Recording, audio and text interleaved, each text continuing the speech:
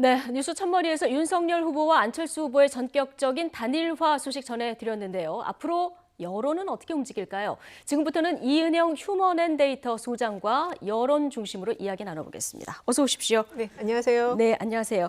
자, 유권자들 정치는 진짜 생물이구나 실감한 하루가 아니었을까 싶습니다.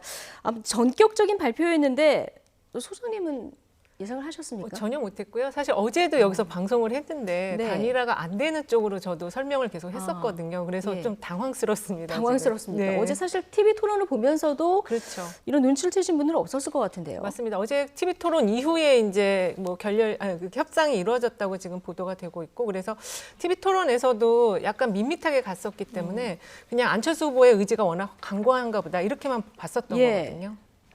최근에 안 후보의 지지율이 조금 하락 추세였잖아요. 네. 이것도 단일화 결단에 영향을 좀 미쳤을까요? 그 안 후보 지지율을 전체적으로 보면은 정점을 찍었던 데가 한 17%였습니다. 네, 갤럽 조사에서 그랬었죠. 그렇습니다. 예, 그래서 그 이후에 이제 지지율이 그 조금씩 이제 하향 추세로 들어갔었는데, 단일화가 좀 결렬이 되었던 지난 2주간에는 지지율이 조금 더 빠져서 완전히 이제 그 본인이 갖고 있던 핵심 지지율까지 그게 한 4~5% 되는데 그 정도까지 갈 걸로 예상을 했었는데 TV 토론에서 의외의 좀 성과를 보여줬었어요. 그래서 그게 완전히 하락은 하진 않고 오히려 소신 투표자들이 생기면서 자기 지지율보다는 조금 상회하는, 그래서 한 6에서 9% 요 사이를 유지를 하는 흐름을 보였었거든요. 그래서 이 지지율에 따른 어떤 변화 때문에 단일화를 선택했다기보다는 본인의 어떤 정치적인 진로 부분에 대해서 선택을 하지 않았을까. 또 일각에서는 뭐 안철수 후보 엑스파일 때문에 멈춘 것이 아니냐 이런 얘기도 있는데 그거는 알 수 없는 내용, 확인할 수는 없고요. 결국에는 본인의 정치 진로와 밀접한 연관이 있지 않을까 이렇게 보고 있습니다. 정치 진로와 복잡한 연관이 있을 것이다. 이렇게 전망을 해주셨고요. 정말 우여곡절 끝에 전격적인 단일화 아니었겠습니까? 이 앞으로 어느 정도 영향력이 있을까요? 이게 지금 내일부터 지금 사전 투표가 진행이 되는데, 사전 투표의 경우 양당이 지금 다 동렬하고 있어서 영향은 분명히 있을 것으로 보여지고, 더 중요한 게 지금 재외 국민 투표가 끝났거든요. 그렇죠. 이게 71.6%고 거의 한 18만 2천여 명이 지금 투표를 했는데, 여기서 만약에 안철수 후보를 찍었던 분들이 사표가 되고 그런 것들이 다시 보도가 된다면 상당히 또 이 단일화에 대한 어떤 부정적 흐름도 생겨날 수 있을 것이다 이렇게 보고 있습니다. 사전투표 용지에는 그날 현장 당일에서 인쇄를 하기 때문에 사퇴가 표기가 된다면서요? 네, 그렇습니다. 그런데 이제 본투표는 그 표기가 투표소 바깥에 공고는 되지만 투표 용지 안에는 있기 때문에 사실 예전에도 이렇게 단일화를 좀 늦게 함으로써 그 사퇴한 이후에 그 후보에게 표를 보냈던 경우가 있었거든요. 아마 이번에도 그런 표심들도 좀 나올 수 있을 것이다 이렇게 보여집니다. 알겠습니다. 그래서 오늘 안철수 후보도 늦어서 죄송합니다 이런 표현도 썼는데, 지금 무엇보다 여론의 추이가 어떻게 될까 이게 가장 관심인 상황 아니겠습니까? 6일밖에 안 남은 시점인데 지금 안 후보에게 쏠렸던 표심이 어디로 어떻게 갈지 이 부분이 가장 관심입니다. 오늘 중앙일보 여론조사 결과를 좀 참고해서 설명을 해주시면 좋을 것 같은데, 단일화 발표 전인 2월 28일에서 3월 2일까지 사흘간 조사를 한 거긴 한데 단일화를 가정한 조사도 좀 있어요. 네, 그렇습니다. 일단은 그 가정하지 않은 문항이 있었고요. 그다음에 이제 가정한 거를 물어봐서 그 변화폭을 좀 본 조사인데요.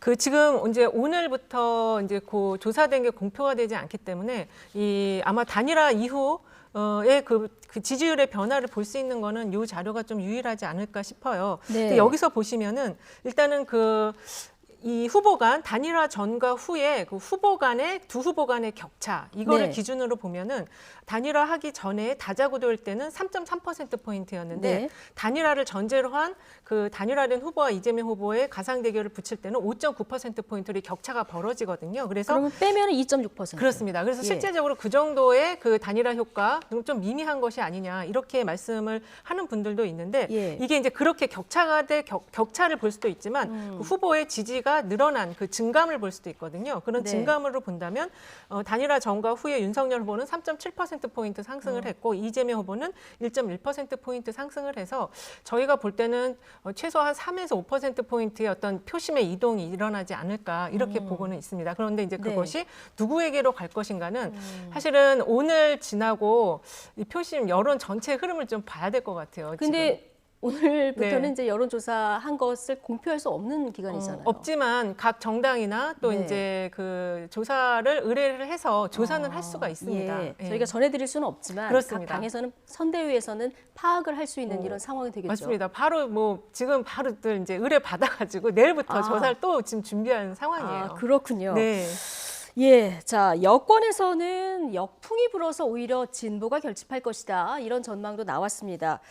실제로 2002년에 정몽준 후보와 노무현 후보가 단일화를 했었는데 네. 그 선거 전날 정몽준 후보가 철회를 하지 않았습니까? 그렇습니다. 네. 자, 그래서 패색이 짙었는데 오히려 지지층이 결집하는 이런 효과가 나타났는데 네. 2002년 상황과 비교하면 어떻습니까? 그러니까 지금 이제 민주당 쪽에서는 어게인 2002년이라고 해서 단일화가 투표, 그러니까는 이제 바로 전날 철회가 돼서 결집이 일어났던 효과를 이야기를 하고 있는데 또 예. 일각에서는 이 지금 단일화의 내용과 형식이 너무 명분이 없다. 그래서 그 옛날에 있었던 3당 합당과 비슷한 효과를 가져올 것이 아니냐. 근데 무슨 역풍을 가져올 것이 아니냐. 이런 주장을 펴기도 하는데요. 어쨌든 지금 전체적으로 봤을 때 표심 이동이 3에서 5%가 이루어질 수 있기 때문에 보수 쪽에서도 사실은 그 단일화와 관련해서 필요성 부분에 있어서는 국민의힘과 국민의당 지지자들은 계속 단일화가 필요하다라는 의견이 훨씬 높았습니다. 예. 그래서 아마 그 진보의 결집도 있겠지만 범보수의 결집도 같이 일어나는 양쪽이 다 결집이 더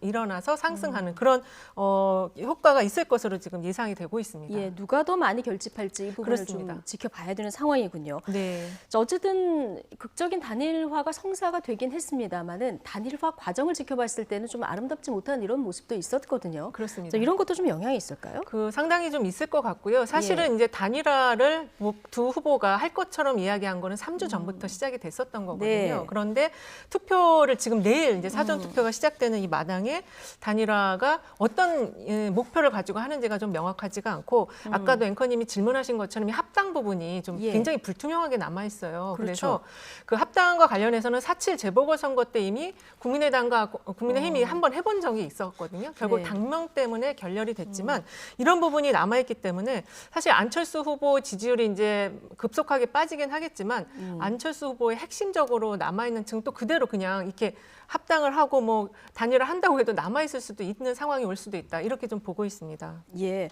안철수 후보의 앞으로 정치적 입지는 어떻게 될까요? 사실은 안철수 후보가 정치권에 진입해서 10여 년의 시간이 흘렀지만 국정에 어떤 책임 있는 파트너로서의 일을 한 적은 없거든요. 네. 뭐 이번 단일화가 결국에 이제 윤석열 후보가 승리하게 된다면 그런 기회를 갖게 될 거겠지만 어쨌든 이 단일화라는 것 자체 명분이 정치는 명분이 가장 중요하기 때문에 이런 식의 단일화라고 한다면 앞으로의 정치 진로에는 그렇게 좋지는 않지 않을까 그렇게 좀 생각을 해봅니다. 예, 자, 이건 뭐 앞으로 어떻게 전개되느냐 이 상황을 봐야 그렇습니다. 또 예, 판단할 수 있을 것 같고요. 네.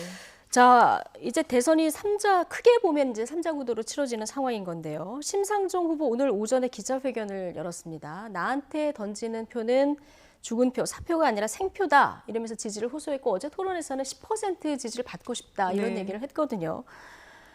어쨌든 그 어떻게 받고 싶다라는 전망하십니까? 그 희망사항을 어제도 밝혔지만 사실 최근에 그 심상정 후보 지지율 전체적인 흐름을 보면 한 2%대 내외에서 왔다 갔다 하는 흐름이었거든요. 네. 물론 이 안철수 후보 지지율 안에는 20, 30대 젊은 층과 여성층의 표심이 있어요. 또 중도 성향과 서울의 표심들이 있는데 아마 일부는 이동을 하겠지만 희망하는 10%까지의 득표는 좀 어렵지 않을까 저는 그렇게 보고 있습니다. 예, 지금 여론조사 어제까지 한 결과들이 오늘 아침에 계속 나왔는데 지금 그렇습니다. 단일화라는 변수가 갑자기 등장을 하는 바람에 이걸 이제 이대로 읽을 수는 없는 상황인데요. 어쨌든 네. 단일화 변수가 더해진다고 보면 지금 쭉 저희가 이제 화면으로 보여드린 저 여론조사의 흐름에 앞으로 어느 정도 변화가 있을 거라고 보십니까? 지금 일단은 단일화 자체는 굉장히 파괴력이 있는 이슈인데 네. 저게 이제 지지부진하게 이루어지다 지금 막판에 이루어져서 저는 아까도 말씀드린 것처럼 3에서 5%포인트의 표심 이동은 있겠지만 기권으로 가는 표심도 분명히 있을 거거든요. 네. 그러다 보니까 그 효과는 그 정도 예상은 되지만 그거보다는 좀 반감될 가능성이 높고요. 예. 그렇지만 후광 효과, 그거는 이제 김동연 후보와 그 이재명 후보와의 단일화와도 마찬가지로 네. 양쪽 다 후광 효과는 분명히 있을 것으로 보여져요. 아. 그래서 아까 그 중앙일보 엠브레인 조사에서 보면은 단일화를 가정해서 물어본 거에는 두 후보가 다 상승을 하잖아요. 그런 결과가 나오지 않을까 이렇게 생각됩니다. 예, 내일부터 이틀간 사전투표가 시작이 되는데 자, 이 사전 투표율이 높으면 또 누구한테 유리하게 될지 결과적으로 좀 지켜보는 것도 관전 네. 포인트가 아닐까 싶습니다. 그렇습니다. 자, 이은영 휴먼앤데이터 소장과 이야기 나눠봤습니다. 오늘 고맙습니다. 네, 감사합니다.